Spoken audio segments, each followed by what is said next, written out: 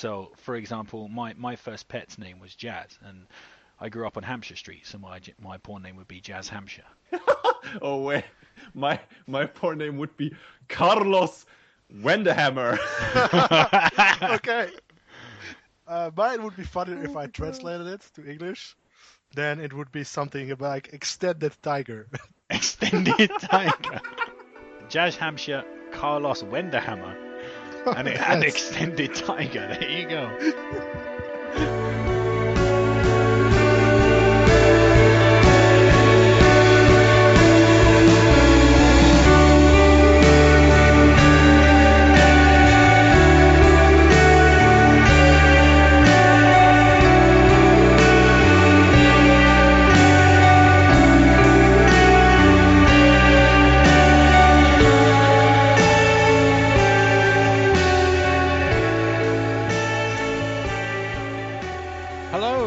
Welcome down to the abyssal layer of the radiophonic sea creatures. Get irate because your blow-up sex doll won't scan into Amiibo, because I, Tokyo Choo Choo, am going to be your host today. And with me, as always, are two guys who constantly tried to scan their dicks into Amiibo and somehow got a free download of Tingle. It's Human Metal and Bragg. So, wow. Hello, how are you guys? How are you, Human Metal? I'm tired, but aside from that, at least healthy, unlike you, Choo Choo, right? Yeah, the Choo Choo is all down with the sickness. Well, Bragg, are you at least in health and good mood? In good health and good mood? Physically, I'm pretty healthy right now. But in his mind, though, he's all fucked up. So. Yeah. Well, we knew that. Somehow, like for some reason, when I was saying down with the sickness, somehow that really reminds me of my brother's dog. My brother named his dog Syndrome, just simply so he could say Down Syndrome when it jumped up. Like, such a douche. Well, actually, he also had a dog just called Bastard as well at one point. So, Human Metal, enough about my idiot brother. What have you been up to recently? I have tried to get as much out of my new PS4 as I could. So, after I finished Batman Arkham Knight, which was alright, bit too much of the drone fights, but other than that, it was okay. I liked the story, even if it was very predictable. And speaking of predictable stories, right after that, I played The Order 1886. And, oh shit, that was predictable. Oh yeah, holy fuck! And the problem is, if the game knows it's predictable, it's all right. But it acts like we won't know. Like we don't know. Who the players who play the game don't know who the bad guy is, and you know it from the very first, I don't know, time you see the bad guy with the other bad guy together. You're like, it's him. It's gotta be him. They're also, friends. Can't you see? Also, like that dude, like the main character, he's like a 100-year-old super cop, and he's also an asshole. I didn't like him at all. He figured it out himself. What an idiot. I really didn't like the main character. He made all the typical movie lone anti-hero mistakes, and like, I gotta do this alone, and I'm gonna take revenge from my friend, and I'm like, oh god, I've seen this. I really liked the setting. That was the problem. I liked the setting. I liked the graphics of the game, but the story turned me off so much because I got angry at it so many times. Like, I know what's gonna happen, and you're not making this any easier. And then, of course, it adds on the cliffhanger, and I don't know if we get any more. So yeah, likely. It was a mixed experience. Also, what's funny is that I have been playing Assassin's Creed Syndicate, and the bad guy from Syndicate looks completely like the main character from The Order 1886. Huh. Like, it's insane. And they're both like crazy, like British dudes with pretty impressive mustaches. That's like the main thing I think of. Tutu, you liked The Order, right? Yeah, I did like The Order. The thing is, like, I don't know what happened, but I couldn't finish the Order 1886 for whatever, even though it was a short game. I think it's just one of those games that kind of dropped off the radar at the kind of like the wrong time for me. And it's like 4 hours long, and you still couldn't finish it. Yeah, that's really lame. Well, I had a lot of stuff going on. Okay. But simply, like, my opinion on it was, from what I played, was I loved the storyline, I loved the world building, I loved the atmosphere. I thought it was a pretty decent experience. I mean, I thought the action scenes were pretty thrilling, and not the QTE stuff, but that was pretty lame. But the actual moment-to-moment action beats of the actual gameplay I thought were solid and good fun, and graphically was just gorgeous. And like I say, I thought the world had many places to go, kind of like the Underworld films, which are kind of a guilty pleasure of mine. Like, yeah, the settings were cool. I think the setting was really cool. I think like a better writer could have turned this into something great. But also the action, it was like basic cover-based shooting, which can be really fun. So I didn't mind it that much, but it was nothing special. And it was, of course, it was really short. It had one interesting gun, or two. The electric gun you could charge, and the one where you shoot the fuel first and the termite first, and then set it ablaze. That was pretty. That's a pretty fun gun. Yeah. And it looked like graphically, that looked amazing. Like the lighting gun, especially when you shoot at it, looks really cool. Yeah. But you barely in like the entire gameplay time, you maybe had it for like half an hour. Yeah, pretty much. And even though the story was like pretty predictable and bad, I still got mad that they just like didn't wrap it up at all. Like it was just like a total sequel bait. Super sequel bait. And it didn't feel like it was the ending. It felt like, I just defeated the mini boss. Yeah, now it's up to get to the main boss, and then ending. That was the prologue. Now comes the real story. Whoops, game is over. Shit happens. Yeah, that's one of the problems. Like, why I don't feel like inclined to go back and complete it, because I hear terrible things about the ending, and if the ending isn't really worth playing through to, then Yeah, I can see that. But there was this one great moment. When the like some of the great moments when you're abseiling down the blimp, or like eventually, and spoilers here for the Order 1886, when the blimp crashes and you see like Kew Gardens, which is a famous English landmark, like up in flames. No, not Kew Gardens, sorry, the Crystal Palace up in flames. You got like one character cradling another character. Like that's just a total iconic moment for a British person. Like it's so cool. Okay. So kudos for that. And what have you guys been doing? So I already told I have been playing Assassin's Creed Syndicate. And it's pretty good. It's probably one of the better Assassin's Creed games I've played. This is the only problem is that I've played so many. Rank 'em. I think this would be at least in the top 3 or top 4. Mm-hmm. I think I'm gonna. Have you literally played 4 games? And this is the bottom one. No. The worst one is obviously 3. And then the second worst for me is probably 1, actually.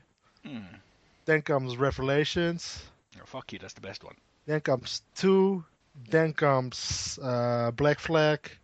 I think I think this one is the second best actually from the ones I've played. So Brotherhood was the best then, by process of elimination. Yeah, I think Brotherhood is the best for me. That's the one I enjoyed the most. But it also is mostly because when I played Brotherhood, it still was kind of fresh, And now this time around, there's nothing more fresh about Assassin's Creed anymore. Like nothing at all. It's the same shit over and over again. But this is probably like the most distilled version of it, and they skipped a lot of the missions that I hated from the previous games. They just took those out mostly. That you have to like eavesdrop on people, those missions. I hated those missions. Or you have to follow people for like super long periods of time. I hated those missions as well. Like those are mostly taken out. And the stealth actually works this time around, which is a miracle. It only took them like 7 games before they made the stealth system work. And the story is enjoyable. It's nothing special. The bad guy is pretty fun to watch. And the 2 main characters, you play 2 characters this time, a brother and a sister. They have a pretty good chemistry. And London looks great. Like that's probably the best thing about it. You can go around like a big parts of London. Like you can climb the Big Ben. You can do all that shit, and it looks amazing. So that's a really good experience. And the graphics are really good as well. But like the main reason I started to play Syndicate, I was like, I'm never gonna play an Assassin's Creed game again. But then I saw, wait, you can kill British people in this? I have to get it right now. Well, technically you could kill British people in the third one, and that didn't work out well. Yeah, but then you kill more Americans. And like now you can kill more British people. That's pretty cool. Like, there's like they only have like 4 different I don't know, maybe 5 different character types for like the bad guys, and one is just like this bald dude with like a stupid look on his face, and I like every time I was like, hey, that's Choo Choo, like that's probably like Choo Choo's grandfather or something, and like that's never Choo Choo. Well, they've got to have him bold with the you know, the hair physics in the Assassin's Creed. Makes sense to make more bold people, so you're in luck. Yes, like, and they also like the people that are not bald, they have hats on, so it's easier this time around. And I've also watched the movie Creed, and surprisingly enough, Ooh, no spoilers. no, not gonna be a spoiler, but like I was really surprised. I didn't pick I would have picked Sylvester Stallone to play Ezio. That's a pretty big surprise there. I watched 3 Rocky movies in a row, and in my opinion, the 3 best Rocky movies. I started with Rocky 1, then I skipped like all the other Rocky movies and went straight to Rocky Balboa, and then I watched Creed, and those are actually the top 3 of Rocky movies. Bullshit. Rocky 4 is the best Rocky movie there ever was. These are like the only. Metal, I'm gonna slit your throat in your sleep for saying that. Like these I'm are the just Rocky kidding. movies, like the street level Rocky movies. They're like not the huge, over the top, stupid, like Yeah, no. extreme montages Rocky movies. These are like the. 4 is the most fun to me because it's so fucking ridiculously stupid. But it's not a good Rocky movie. Not good. Well, I think there could be something said for the second one too. I think the second one has some decent elements to it. I think. I think I watched the second one. Probably brought the second one as like 4th after Creed. Actually, I'm not even sure I would put Creed lower than Rocky Balboa because it was that good, and I really like Rocky Balboa. That's a really great movie. I'm not joking. I'm not joking. If I had to compile a list of my top 10 movies ever made, as ridiculous as it sounds, Rocky Balboa would be one of them. Like I love that film. Like I love it so much. It's the only film that ever makes me cry from feeling happy. I mean, there are many movies that make me cry from feeling sad and stuff, but Rocky Balboa is the only one that gets my juices flowing from actually like feeling happy at the end of the film, man. When he raises his hand at the end, you got that music going. Ah, Jesus Christ, I'm off to La La Land. It's amazing. It's a great movie. Like it has its flaws. Like some of the side characters are kind of like bland or not that well acted, but I think it's like one of Stallone's best performances. And I can say the same about Creed. Creed is like the true follow-up to Rocky Balboa. It actually follows like, and Michael B. Jordan, he plays like the illegitimate. He plays the love child of Apollo Creed. He plays Adonis, so like they really went very far with choosing his name. But he is really good at it, and he's really good in it. And the fights are also amazing. There's one fight in the middle, which is like maybe 6 minutes or something, 5-6 minutes, one shot, and like the full fight is like just with one shot, and it's really impressive. Like that's super impressive when you see it. And like it's insane how they did that. I want to see it, but it's really good. It's like one of those movies where while watching it, you just want to jump up and cheer when the guy, what happens, when the good stuff happens. And like you're really on the edge of your seat, even though it's like a boxing movie, so nothing is going to be really that surprising. But it's great. It's like a really good crowd pleaser. So I can totally recommend it. I can't wait to see that film. Like I remember, like when it was announced that they were making like a new Rocky movie or a new movie Rocky, I was like, what the fuck? Why would they do that? They had the perfect send off for that character. Like that was like I mean, when they made that movie, like they're making Rocky 6, are they out of their minds? Who's going to enjoy that? Who's going to see? And then you see it and it's like, oh shit, yeah, that's excellent. And then like like I had the same feeling for this. It's like, oh man, I can't believe what they're doing. They're fucking things up. Just leave it alone. And then the reviews come in, and I was like, oh fuck me, somehow they've done it again. I've got to see that shit. I I'm thought so at the beginning excited. as well, I was like, they're gonna make a movie about Apollo Creed's son. This is some bullshit. This is gonna be like a money grab. But then I watched the first trailer and I was like really excited, and it ended up just being really good. Like it's a really great movie. Also, I wonder if Sylvester Stallone is gonna get his Oscar for a side character. I forgot what the actual category is. Supporting role. So supporting actor. Yeah. Yes. And I think he might actually. I think he might. Yeah. He's really good in this. He's like, I think he was maybe better in this than he is in Rocky Balboa. What? Is that possible?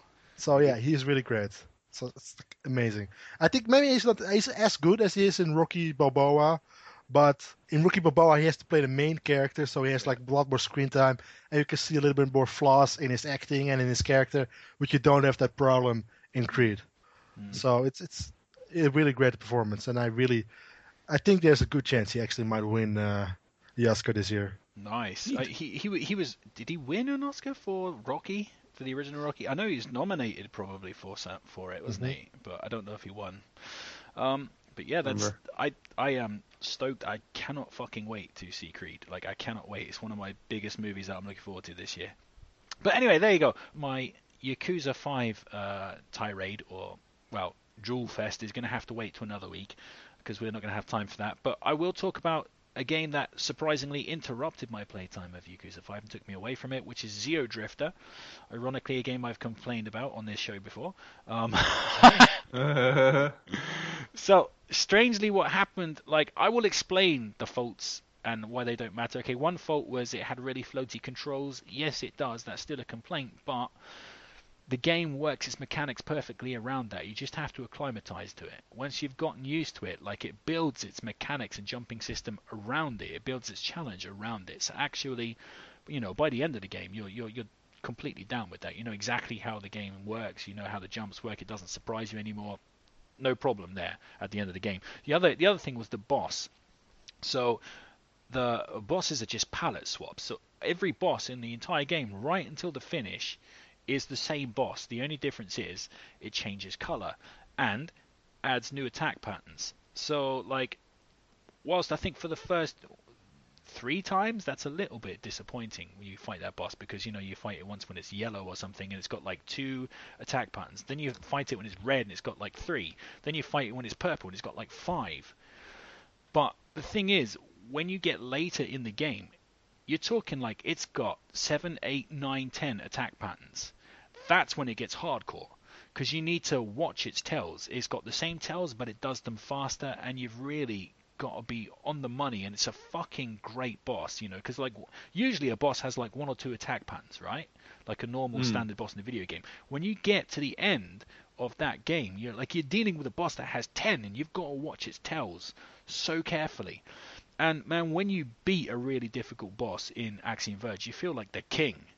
And not only that, the fact that it's the same creature actually becomes really great, because the feeling changes from, not this fucker again, from like, oh, this fucker again, I'm gonna fucking have you, like that. Like, what you got in store for me now? Like, doesn't matter, I'm still gonna beat the shit out of you. And like, it just works so fucking well. And aside from that, it's just a perfect Metroid clone. It's just absolutely amazing.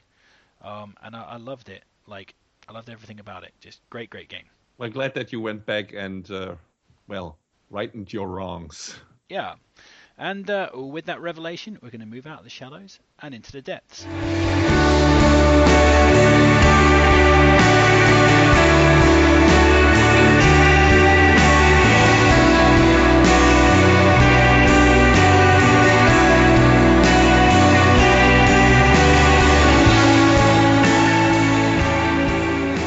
Welcome back to the depths. So, Valentine's Day is creeping up, and what better time than Valentine's to talk about erotic shit?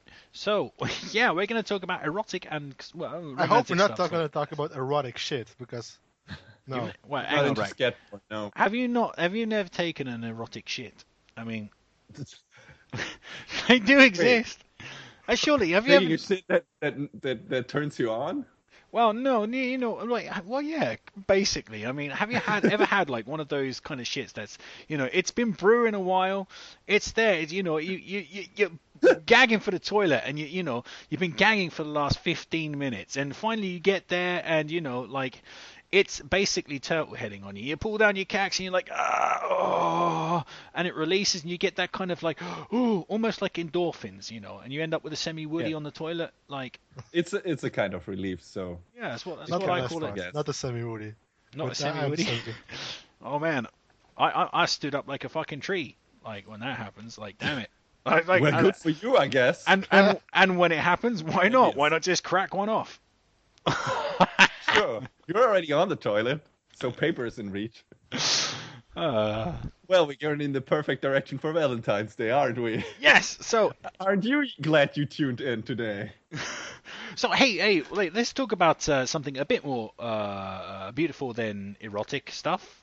Video games. Let's talk about video games, specifically romance in video games. So, guys, what do you think about romance in video games? And have there been any games or any moments in games that have actually been, romantic or worthwhile for you in that particular genre? So, how about you, Brack?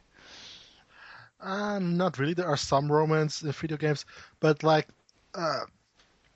maybe there's some indie games that have some good romance in it. But most big video games are like blockbusters, and just like blockbuster movies, those romances don't really go like all that far. They're really shallow, and it's like guy gets the girl after defeating the big bad guy or stopping like the terrorist plot or whatever. And so they're not really all that complicated or well done. There are some exceptions, of course, but in general, it's kind of bland. Yeah, and sometimes the romance plotting, so to speak, suffers from the fact that the video game sometimes offers choices, and that can make things, I don't know, get a bit disjointed. For example, if you played the Mass Effect games, you can choose different romantic partners in those games. And if for some reason you, I don't know, decide to go with someone else in the later games, some of the earlier stuff, I don't know, they have to keep all the options open. So if you make it complete turnaround, some of the earlier stuff feels weird or doesn't connect as well to the later games. And yeah. In Mass Effect, the first game, my character went with Liara. Second game, there was no Liara, so went with somebody else. Yeah. And the third game, Liara's back, so back to Liara. That's kind of awkward, right? That's totally awkward. Also, and they're like, oh, we've known each other so long, and yeah, weird. Also, yeah, and another thing from Mass Effect, the first game, I wanted to try to make like I don't know, a tragic romance story. So I focused heavily on that one person, and then I decided to let that person basically die or sacrifice. Dude, you're fucked up.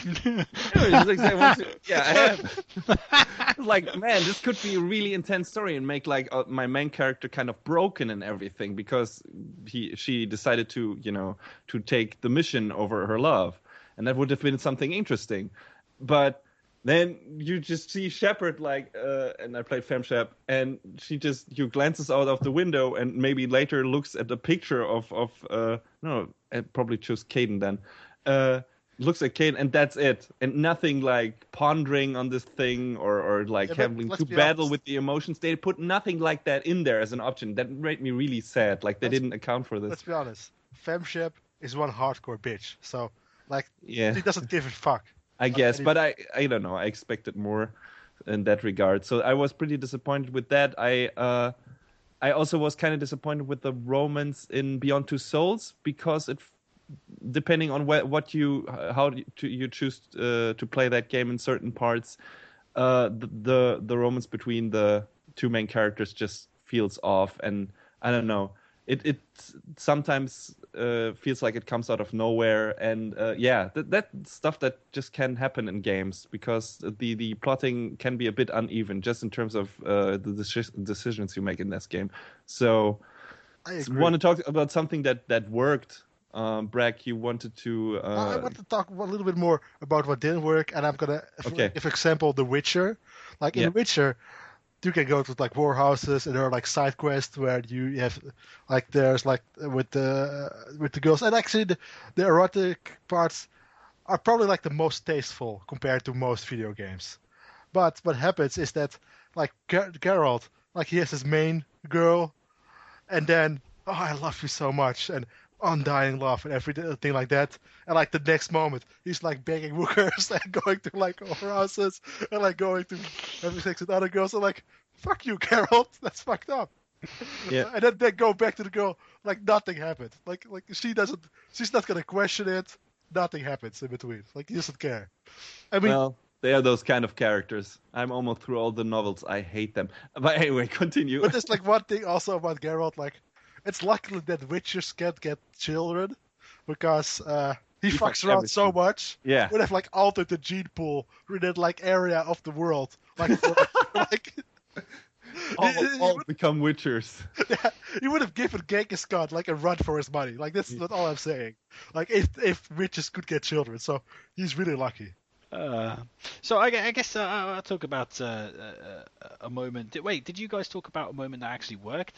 No, we Romantically? didn't yet. All right, We please, were go about ahead. to get there because we have like the same game. I think you wanted to talk about Uncharted, right?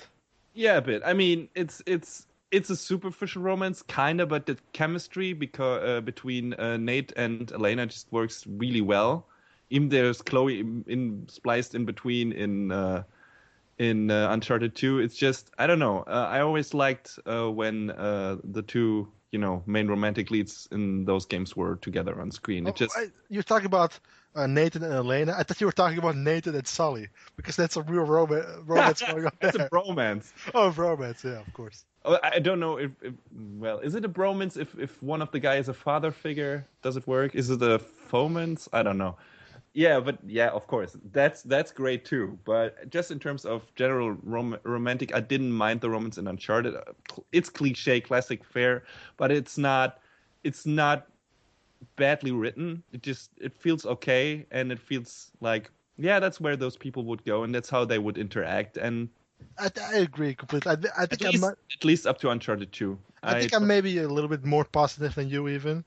Yeah. Because I think this like compared to like blockbuster movies, this is like one of the best romances. And what's better than like most of those blockbuster movies is like in Indiana Jones, like the next movie, he has a different girl. Like, Yeah. And this one in Uncharted, that doesn't happen. There's like the same girl going through all the four games. So well, you think he does in the beginning of Uncharted 2, but then it turns around because Elena returns to the game later on, and it's like, oh, right, okay.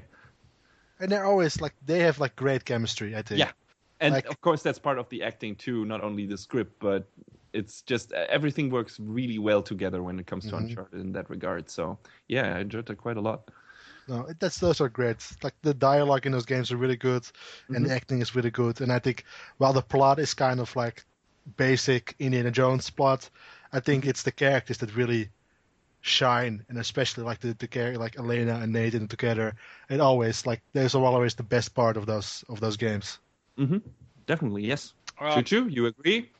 Well, I didn't really get the romantic vibe from Uncharted, but I think the romantic moments for me in games very very thin on the ground, like actually affecting ones. But one of the good ones I can think of is in Shenmue, the old Dreamcast game, which is one of my favorite games of all time. The relationship between Ryo Hazuki and his girlfriend Nozomi is a pretty good one, specifically because when his father gets killed, he withdraws from that relationship completely. But his girlfriend still loves him, and you can see his girlfriend basically like gagging for attention, and Ryo Hazuki is just a complete dick to her.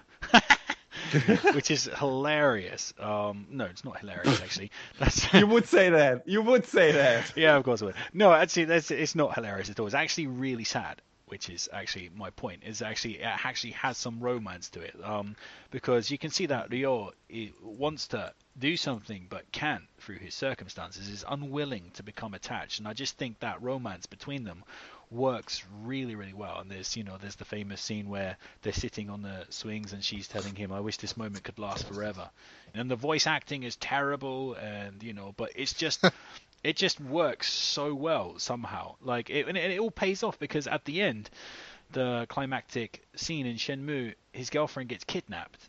It all comes to a head, during that scene. You really feel like, right, some motherfucker's gonna pay. Like, you've really got that scene, kind of going on. So, and then at the end, she leaves to go to Canada, and he leaves to go to China on his adventure, and they probably never see each other again. So it's got that whole tragic element. But I just thought, even though the voice acting was probably the worst that you'll ever hear in a video game, it just really really worked. I mean, I loved the voice acting in Shenmue. The capsule toys that you can collect, when it comes to the part of the game where you're going to choose whether you want to spend more money, he's like, should I have some more fun? And then if you choose no, he literally says no. It's just classic. Very decisive no, though. Yeah. No. Oh, amazing. All right. Yeah, so we'll move on to the other part in video games. What do you guys actually think about erotic moments in games? When the gloves are off and the titties are out and, you know, the one-eyed poison snake is flailing around, 20 damage. What do you think about that? The latter doesn't happen that often, actually. The one-eyed snake? Yeah. You Have see you it. seen any dicks in video games? Yeah, you see it in the Order 1886 for 2 seconds. Oh yeah, Right. you do. Yeah, but that's the first one I actually can remember. I think one of the GTAs had the dick in it.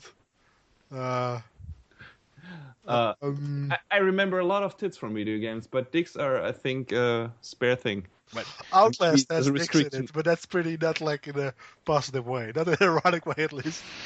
The horror game Outlast. Like at some point in the game, you get like naked dudes are coming after you, and it's kind of fucking fucked up, and they're like completely naked. So yeah, it's fucked up. I think you got pixelated dicks in Saint Row. obviously.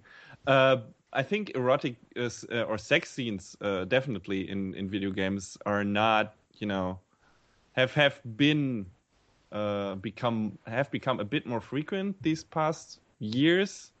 Before that, I have a feeling like companies shied away from that. Maybe The Witcher broke a bit of ground with that because it doesn't give a fuck. Yes. And there's like Geralt fucks everything, and it's shown very vividly on screen. So I guess Mass Effect, obviously, and I remember that, you know, making a big hubbub when that happened, when that game came out. It was like, oh my god, our children are corrupted. And I don't mind it if it's. I mean, I can't even say if it's well done. Sometimes it's just stupid mini game in God of War, and Very subtle in God of War. Super subtle. Super subtle, and I don't know. As long as it's not like, you know, accompanied by openly violent things against women or like rape or something. It's all right. It doesn't happen that often in video games, in my opinion. And you don't see it. You maybe see some tits swinging around, but that's about it. It's the max that happens. Yeah, and it's mostly not meant to be erotic. It's mostly meant to shock in general in most of those video games, I think. Or be funny. I guess. Like Or be funny. Yeah, like the erotic mini games in the Yakuza franchise are pretty funny. Like the erotic massage that you can get. That's hilarious. Maybe, I guess. It's pretty damn funny from especially from a gameplay point. You know, if you got to like you can spam the buttons to keep your icon like in the desired area. If you get too cold, obviously she gets disappointed. It's like, oh no, yeah. And then if you spam it too hard, like you get overexcited, and then, you know, oh Shit. yeah, it's Spill the beans. it's pretty fucking hilarious. But it's played for laughs, you know. But the thing is, do you want to see more, I don't know, accurate, or do you want to see more portrayal of eroticism in video games? How do you fly on that? If it fits the tone and the story of the game, sure, I don't mind. Put that in there. It's always a matter of theming and how relevant it is. If you just want to put it in there because you want tits in your video game, I guess that's fine too, but don't make more out of it than it is. But personally, the way I would like to see those scenes in video game is that they matter. Just, I don't know, to emphasize a deepening relationship between characters if it's a well done erotic scene or something, you know, in that regard. But other than that, yeah. I don't particularly mind. I don't particularly care. It's just, if it's in there, it's fine. If it's not, it's fine too, I guess. I want to play the get the sly blowjob mode from Gran Turismo. What? Obviously. You know, you're driving a race car and there's a beautiful woman in your lap. The sly blowjob. Sure. Come on, we've all taken the sly blowjob while driving. Have we? I don't even know. I don't remember. So it's pretty hard. I don't have my own. It was car. pretty It's hard. pretty hard. Yeah, that's what you said. Probably. No, I don't remember doing that. But good that you do. I guess. Good that you remember you were metal doing that. Hey, wait a minute. I've never been to Japan. But like I guess for me personally, I've never really played any erotic moments in games. I've not played God of War. I have The Witcher, but I haven't played those scenes in that game. But I don't know. There's something to do with animated sex that I can't get into. It's not erotic, no matter how they design it. It just I don't know. It doesn't. It never works for me. So. Although there's part of me, in like Grand Theft Auto, like where you used to date the girls, you used to take them back to their apartment, like, and you used to be, ooh, you're so big, or something like that. There's always part of me that wished there was some kind of sex mini game to mess around with in that scene. So I guess I'm not all dead to that type of thing. Though for you, it's mostly just for laughs, I guess. Yeah, maybe. It should be there. Yeah, I remember the first sex scene in the game. I vividly remember was from a David Cage game that was. It's probably horrible then. Yeah, it kind of was, but it was. Is it involve rape or showers? I think there was showering in that game, but I'm not sure. It was from Fahrenheit, which was known in the US as Indigo Prophecy, I think. And the sex scene was obviously cut out of the US version, but I played the European version, and we don't care about that shit. So that was in there, and. It was obviously this weird QTE event where you had to push your right analog stick on your PS1 up at the right, or PS2, I don't remember, up at the right time to insert yourself in your female partner. It was funny. I was like, what the fuck is this? Okay, can you do bad in this? I didn't try, but yeah, that came out of nowhere, and I was really surprised because I hadn't seen that before. But it wasn't like distasteful. I think it was just two awkward polygon things humping and a QTE spliced into that. So it wasn't particularly interesting. It wasn't offensive or anything. So it was all right, I guess. So yeah, that was the one I remember because that's the first time I was like coming across something like that in a video game, and that was weird. But I think just because it was novelty, so the first one for me was probably the first God of War game, and it was just like really ridiculously fun. Yeah, it's like it was hilarious. Yes, those are really funny. Yeah. They're so over the top, and it's like he has sex with like 5 girls at the same time or something. Yeah.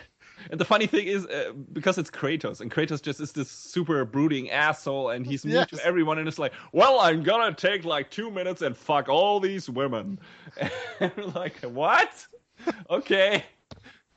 I guess he needs another form of like besides cutting guys' heads off. Kratos is not the guy to like bring a bottle of wine and put on some berry wine. So that's all I'm saying.